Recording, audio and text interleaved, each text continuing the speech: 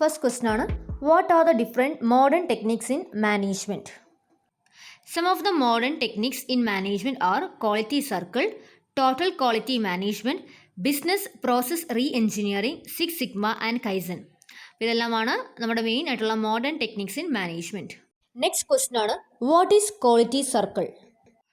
Quality circle are thus group of people from the same organizational area who meet regularly to solve problem affecting their work. അപ്പോൾ quality circle എന്നത് ഒരു group of people ആണ്. അത് same organisation ഏരിയയിലുള്ള people തന്നെയായിരിക്കും. അവരെന്താണ്, who meet regularly to solve problems. അവരുടെ വർക്കിനെ അഫക്റ്റ് ചെയ്യുന്ന പ്രോബ്ലം സോൾവ് ചെയ്യാൻ വേണ്ടി ഒരു മീറ്റിംഗ് ചെയ്യുന്നത്. And these group consist of 6 to 12 members. അപ്പോൾ ഈ ഗ്രൂപ്പിൽ 6 to 12 മെമ്പേഴ്സൊക്കെ ഉണ്ടാവുക. ഇതാണ് quality circle. What are the features of quality circle? First feature ആണ്, a quality circle is a voluntary group of people having a common cause. അപ്പോൾ ഇതൊരു voluntary group of പീപ്പിളാണ്. അതുപോലെ തന്നെ അവർക്ക് കോമൺ ആയിട്ടുള്ളൊരു പ്രോബ്ലമൊക്കെ ഉണ്ടാവുക. രണ്ടാമത്തെയാണ്, it consist of a small group of people who normally work in the same place and do similar work. അപ്പോൾ ഇതൊരു സ്മോൾ ഗ്രൂപ്പ് ഓഫ് പീപ്പിളാണ്. അതുപോലെ തന്നെ ഇവർ വർക്ക് ചെയ്യുന്ന സെയിം പ്ലേസിലും അതുപോലെ സിമിലർ വർക്കൊക്കെ ചെയ്യുക. മൂന്നാമത്തെ, it represent a collective effort. ഒരു കളക്റ്റീവ് എഫേർട്ടിനെ ഇത് റെപ്രസെൻറ്റ് ചെയ്യുന്നത്. നാലാമത്തെ, it intends to improve the quality of output. ഇവരുടെ മെയിൻ എയിം എന്താണ്, നമ്മുടെ ഔട്ട്പുട്ടിൻ്റെ ക്വാളിറ്റി ഇംപ്രൂവ് ചെയ്യുക എന്നാണ്. അഞ്ചാമത്തെയാണ്, it coordinates the activity of members for improving the quality of work in the workshop. ഇതിൻ്റെ മെയിൻ എയിം എന്താണെന്ന് വെച്ച് കഴിഞ്ഞാൽ നമ്മുടെ മെമ്പേഴ്സിൻ്റെ ആക്ടിവിറ്റീസ് എല്ലാം കോർഡിനേറ്റ് ചെയ്ത് അതുപോലെ നമ്മുടെ വർക്കിൻ്റെ ക്വാളിറ്റി ഇംപ്രൂവ് ചെയ്യുക. ഇതാണ് മെയിൻ ആയിട്ട് aim. It facilitates frequent meeting and discussion of members for improving quality. ഇവർ ഫ്രീക്വൻ്റ് ആയിട്ട് മീറ്റിംഗ് വയ്ക്കുകയും അതുപോലെ തന്നെ ഇവർ ഡിസ്കഷൻ നടത്തുകയും അങ്ങനെ ക്വാളിറ്റി ഇമ്പ്രൂവ് ചെയ്യാൻ ഹെൽപ്പ് ചെയ്യുന്നു. It identifies the problem first and try to find a solution. First ഇവർ എന്ത് ചെയ്യുന്നത്, ആദ്യം തന്നെ ഒരു പ്രോബ്ലം ഐഡൻറ്റിഫൈ ചെയ്യുക ചെയ്യണേ. അത് കഴിഞ്ഞിട്ട് മാത്രമേ ഇവർ അതിൻ്റെ സൊല്യൂഷൻ കണ്ടുപിടിക്കുകയുള്ളൂ. All the effort of it are directed towards quality improvement on a regular basis. ഇതെല്ലാം നമ്മൾ എല്ലാപ്പോഴും പറയുന്നത് എന്താണ്, ഇവിടെ ക്വാളിറ്റിയാണ് ഇവർ ഇമ്പ്രൂവ് ചെയ്യാൻ നോക്കുന്നതെന്ന്. ഇവരെല്ലാ എഫേർട്ടും ഇങ്ങോട്ടേക്കാണ് ഡയറക്റ്റ് ചെയ്തിട്ടുള്ളത് ഫോർ ദ ക്വാളിറ്റി ഇംപ്രൂവ്മെൻറ്റ്. ഒമ്പതാമത്തെയാണ്, it has no discrimination against age, sex and position. അപ്പോൾ ഈ ഒരു ഗ്രൂപ്പിൽ വരാൻ വേണ്ടി ഇവിടെ എന്തില്ല, ഒരു ഡിസ്ക്രിമിനേഷനും ഇല്ല. ഒരു ഏജോ അല്ലെങ്കിൽ സെക്സോ പൊസിഷനോ ഒരു ഡിസ്ക്രിമിനേഷനോ അങ്ങനെ ഇല്ല. What is TQM or total quality management? TQM refers to deep commitment of the organization to improve and maintain quality of product and services. അപ്പോൾ നമ്മുടെ ഓർഗനൈസേഷൻ്റെ ഒരു ഡീപ്പ് കമ്മിറ്റ്മെൻ്റ് ആണ് എന്തിനു വേണ്ടിയുള്ളത്, അവർ ഉണ്ടാക്കുന്ന പ്രൊഡക്ട്സ് ആൻഡ് സർവീസിൻ്റെ ക്വാളിറ്റി ഇംപ്രൂവ് ചെയ്യാനും അത് മെയിൻറ്റെയിൻ ചെയ്യാനും. അതാണ് TQM, അല്ലെങ്കിൽ എൻ്റെ വേറെ ടേമാണ് എന്ത്, total quality management. Techniques of TQM. Techniques of TQM, അപ്പോൾ ഇതിൽ മെയിനായിട്ട് 3 ടെക്നിക്സ് ഉള്ളത്. ഒന്നാമത്തെയാണ് റീ എഞ്ചിനീയറിംഗ്, രണ്ടാമത്തെ ബെഞ്ച് മാർക്കിംഗ്, മൂന്നാമത്തെ എംപവർമെൻറ്റ്. ഒന്നാമത്തെയാണ് റീ എഞ്ചിനീയറിംഗ്.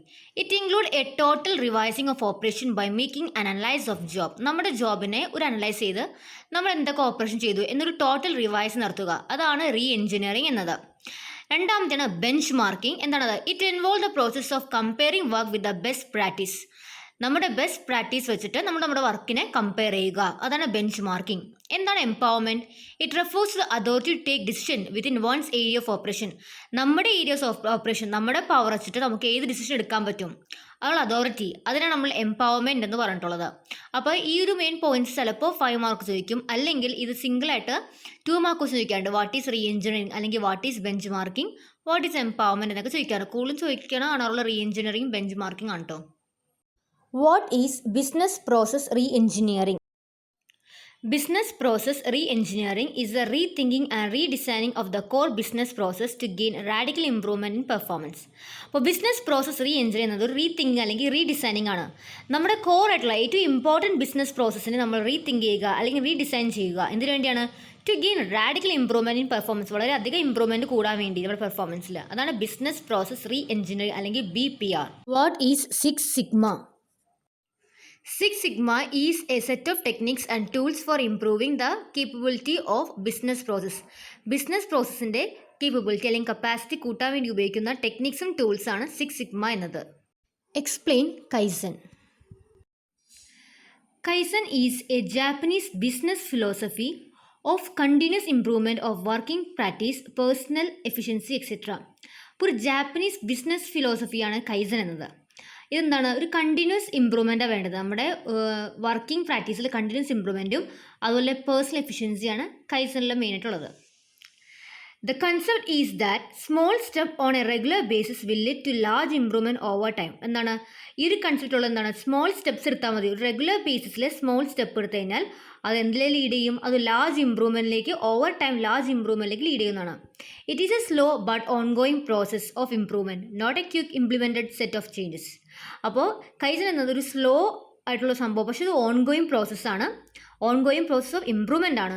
അതുപോലെ ഇതിൻ്റെ ക്വിക്ക് ഇംപ്ലിമെൻറ്റിങ് സെറ്റല്ല, ഒരു പെട്ടെന്ന് നമുക്ക് സെറ്റ് ചെയ്യാൻ പറ്റുന്ന ഒരു ചേഞ്ചോ അല്ലെങ്കിൽ പെട്ടെന്ന് ഇംപ്ലിമെൻറ്റ് ചെയ്തൊരു പ്രോസസ്സല്ല കൈസൻ എന്നത്. ഇതൊരു സ്ലോ ആയിട്ടുള്ള ഒന്നാണ്.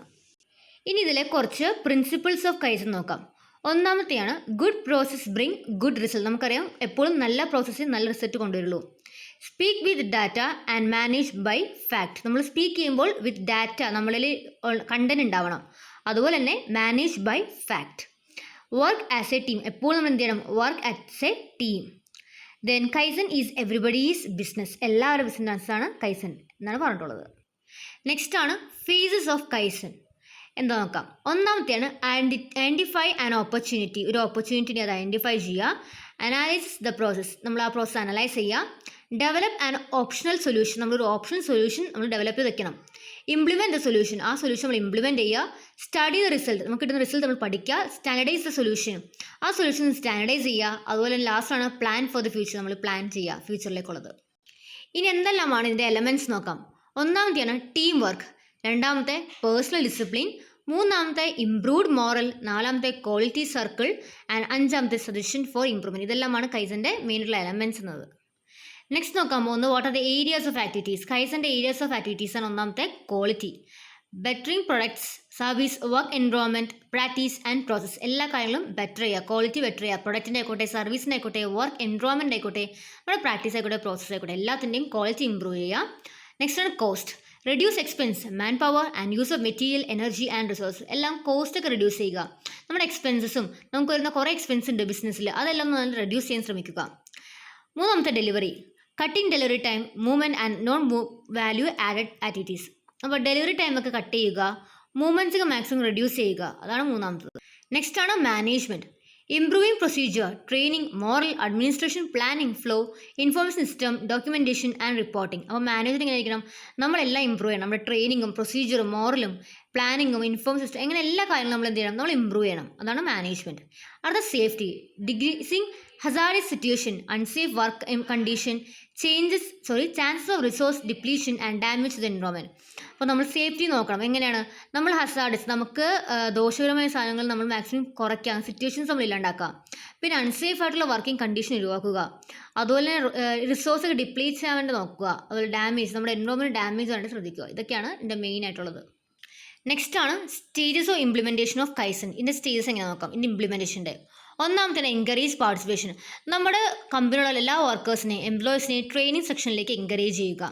രണ്ടാമത്തേണ് ട്രെയിനിങ് ആൻഡ് എഡ്യൂക്കേഷൻ. എന്നിട്ട് എന്ത് ചെയ്യുക? നമ്മൾ ഇനി ആ എംപ്ലോയീസിന് കൃത്യമായ ട്രെയിനിങ്ങും എഡ്യൂക്കേഷൻസും പ്രൊവൈഡ് ചെയ്യും. നെക്സ്റ്റ് ആണ് ക്വാളിറ്റി ലെവൽ ഇംപ്രൂവ്മെൻറ്റ്. അതെങ്ങനെയാണ്? അതൊരു ലോങ് ടൈം ഇംപ്ലിമെൻറ്റേഷൻ ആണ്. നമ്മൾ ട്രെയിനിങ് കഴിഞ്ഞ് കഴിഞ്ഞാൽ എംപ്ലോയീസിന് മേൽ ചെയ്യേണ്ട, പ്രാക്ടീഷണേഴ്സ് ചെയ്യേണ്ട കാര്യമാണത്. ലോങ് ടൈം ഇംപ്ലിമെൻറ്റേഷനും അതുപോലെ തന്നെ വൈഡ് സ്പ്രെഡ് ആപ്ലിക്കേഷനാണിത്. നമ്മുടെ ഓർഗനൈസേഷൻ ഒബ്ജക്റ്റീവ് വെച്ചിട്ട് വേണം കൈസൻ നമ്മൾ അപ്ലൈ ചെയ്യാൻ വേണ്ടി.